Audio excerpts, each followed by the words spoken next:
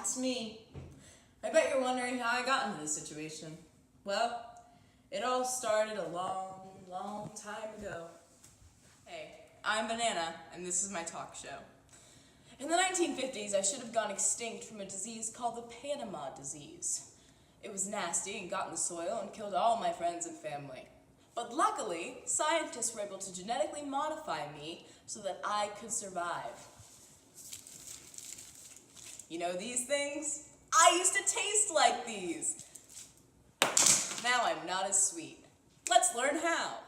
Me and my surviving family members had to be genetically engineered. Check this out. Biotechnology is the reason why we have so many life-saving prescription drugs like insulin and human growth hormones. Genetically modifying DNA allows scientists to use already existing productive chemicals and hormones and adapt them to fit human DNA. So now, 1.25 million Americans with diabetes can get the insulin they need. This DNA is from a bacteria called E. coli. We have to identify the section of DNA we need to use. Unraveled DNA could reach the moon, it's so long. Much of it is similar throughout organisms due to evolution. Just one codon of DNA contains all the information scientists need. They use gel electrophoresis to isolate the DNA strand. Then we have to cut the plasmid. A bacterial plasmid is a small DNA molecule within a cell that can replicate independently. It is favorable in genetic modification because it can easily be altered and can adapt to a new organism to grow rapidly. Different DNA sequences have different enzymes or restriction enzymes that cut them apart.